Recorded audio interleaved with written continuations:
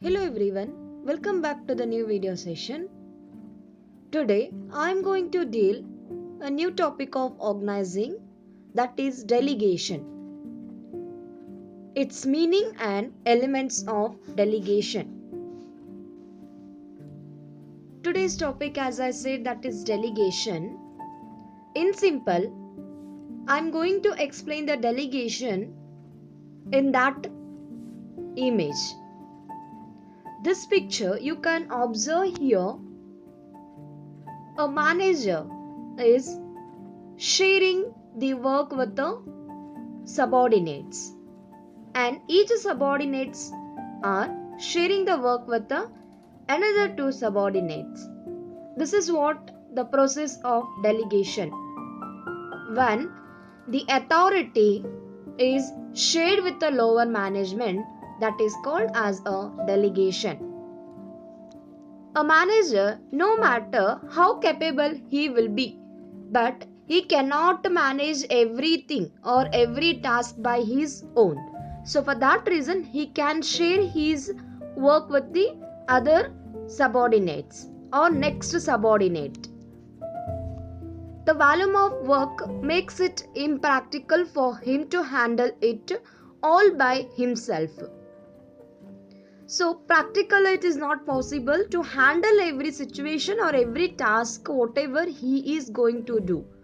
So, for that reason, he has to share the work with the another or the next subordinates, as well as it is like giving a training for them or preparing the subordinates for next manager. As a consequence, if he decides to meet the organizational goals, focuses on the objectives and ensure that all work is accomplished, he must delegate the authority. So this is like, if the manager will be having the all the responsibility to achieve the organizational objectives, he must focuses on the objectives, and also he should be the ensure to all the work is must be accomplished. So, if the work must accomplish, he must delegate the authority to the next level of the management. The meaning of delegation. Delegation refers to the downward transfer of authority from a superior to the subordinates.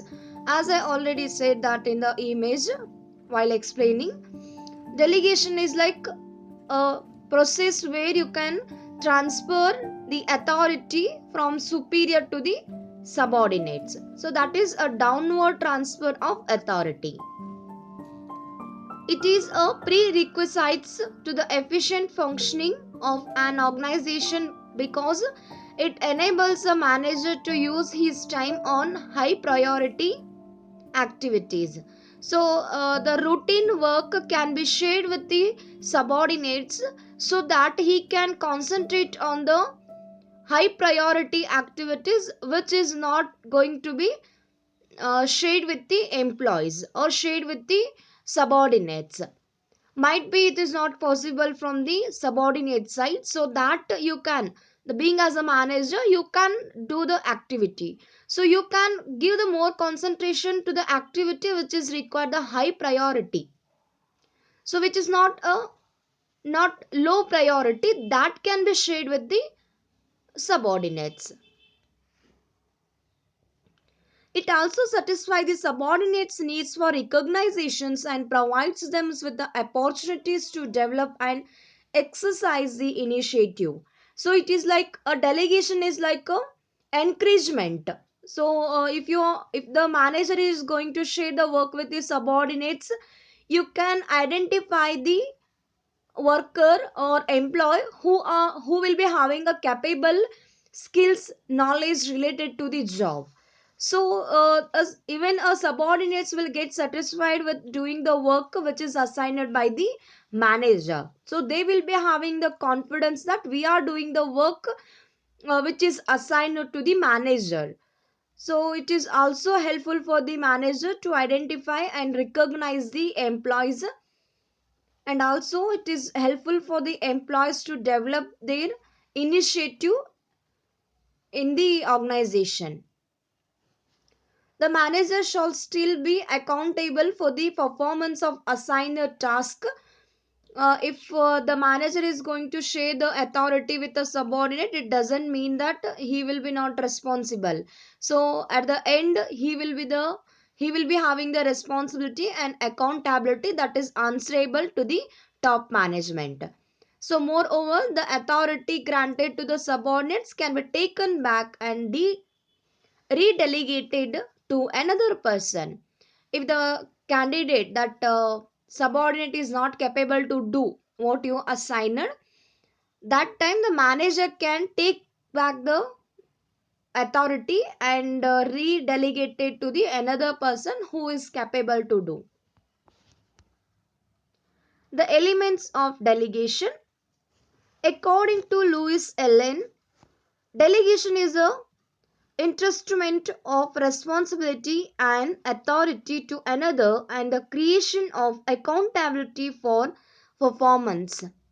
A detailed analysis of Louis Allen's definition brings to light the following essential elements of delegation, that is, authority, responsibility, accountability. Let us understand these elements of delegation in depth. These delegations elements are given by the Louis Allen. First one, authority. Let us understand the meaning of authority. It refers to the right of an individual to command his subordinates and take actions within the scope of his position. So, authority is a right of an individual, that is manager, to command his subordinates and take a work from them. So this is authority will come on the scope of his position. So he which designations he is occupying, no, that on that positions he will be getting a authority. So it has to be used in a right way to command the subordinate. Authority flows from top to bottom, that is, superior has the authority over a subordinate. Authority, again I am going to explain, that is nothing to command. So always command will move from top to bottom. Authority determines the superior subordinate relationship, wherein a superior communicates his decisions to the subordinate.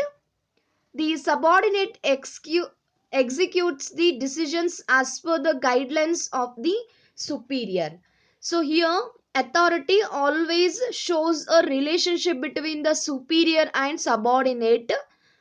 If the relationship is good, definitely the subordinate will follow each and every rules and regulations, guidelines given by the superior. If the subordinate will be having a ego, why should I do this work? So that shows there is a misunderstanding between superiors and subordinates. It may be like attitude, it may be like egoism, it may be like any other problems or issues between the superior and subordinate. If the work is done according to the superior's guideline, definitely it shows a good relationship between both of them. In the formal organization, authority originates by virtue of an individual's position, and the extent of authority is highest at the top management levels and reduces the successively as we go down the corporate ladder. So authority in the formal organization, always it was generated or originated by the virtue of the individual position, that is, which designation the person is having. According to his or her designation, they will be having the authority over the subordinate. So always authority is the highest at the top management level. and it reduces the successively as we go down to the corporate ladder. There will be a less authority will be available. So always authority is in the hand of the top management. Authority relationships helps to maintain the order in the organization by giving the managers the right to exact obedience and give directions to the workforce under them. Always, a manager should not use the authority in a wrong way. So, the manager has the right to extend obedience, exact obedience, and gives the direction to his workforce under him in a proper way. So, always authority or command is used by the managers in a proper way, which can be put efforts to achieve the organization objectives. So, it is in the hand of the manager, he or she should not use unnecessarily. It must be noted that authority is restricted by the laws, the rules and regulations of the organizations, which limits its scope.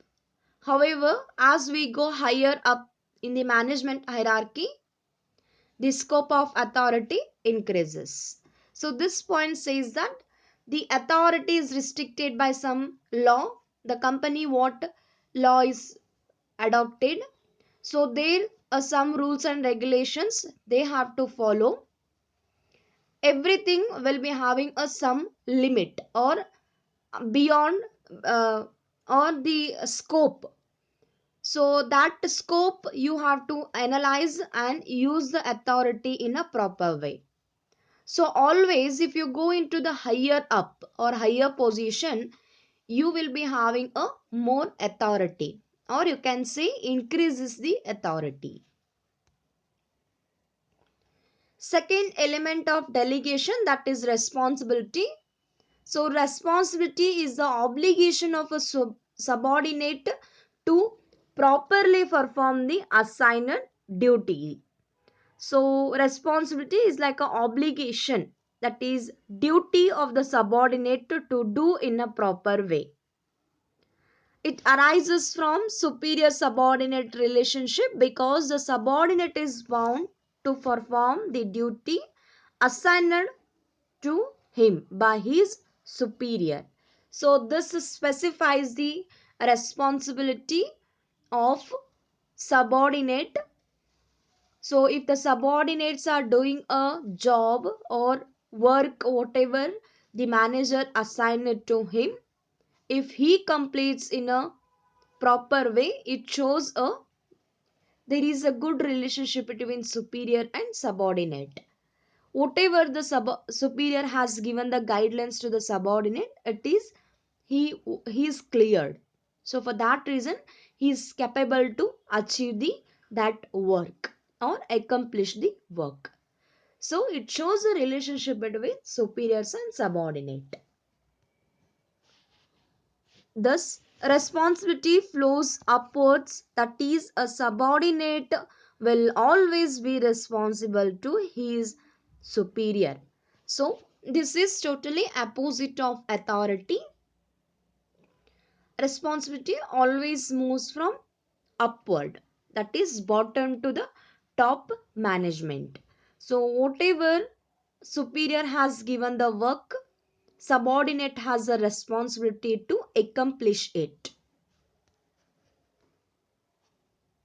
An important consideration to be kept in the view with respect to both authority and relationship responsibility is that when an employee is given the responsibility for a job, he must also be given the degree of authority necessary to carry out it. So this point says that where the responsibility is existing, similarly the authority will also be exist. So every employees to do that response duty, that doing the duty is called only the responsibility, that is obligation. Along with the responsibility, the authority will be extended to him. So subordinate will be having the authority, so he has to use whenever it must be necessity to use. Otherwise, he should not use the authority. Thus, a effective delegation, the authority granted must be commensurate with the assigned responsibility. So, once the effective delegation should be there in the organization, it must be in a hand to hand. That is, when you are transferring the authority to the subordinate, he is responsible to for the work which you assigned, as well as he will be having a less or low authority in case of emergency. If authority is granted is more than the responsibility, it may leads to the misuse of authority. And if the responsibility assigned is more than the authority, it may make a person ineffective. So this says that a subordinates sometime, if you assigned more authority, less responsibility, he may take in wrong way. So he can misuse of the authority.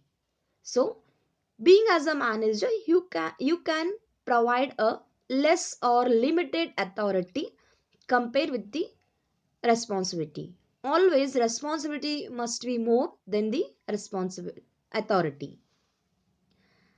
But if you given the more responsibility or assigned more responsibility than the authority, the person will be called it as a ineffective. So I can say that here, instead of having more or less, you can give the medium responsibility and medium authority. Always it must be in the equal. So then only the out person can be come out with effective effective responsibility and effective person or employee. Third one, accountability. Delegation of authority undoubtedly empowers an employee to act for his superior, but the superior would still be accountable for the outcome. This point says that the superior and subordinates, they are held responsible for accountable to the top management. Whatever the outcome will be there, so they should accountable. What is this accountable? That is answerable. So whatever the work as has assigned to the superior, if the superior share the work with the subordinate, they both are held responsible for answerable or accountable to the top management.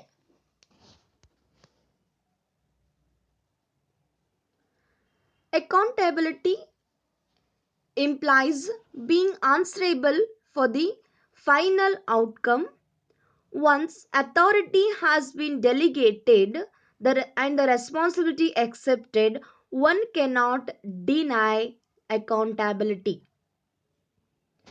If a person is getting a delegation of authority, delegation of responsibility, definitely he must be the accountable for whatever he is accepting. If he is not accepting any authority or responsibility, then he will never accept the accountability. So if the person is accepting both, definitely he should not deny, that is, should not say no for the accountability. It cannot be delegated and flows upward, that is, a subordinate will be accountable to a superior for satisfactory performance of work. So this point says that it is always moves from bottom to the up. So, or you can say bottom to the top management.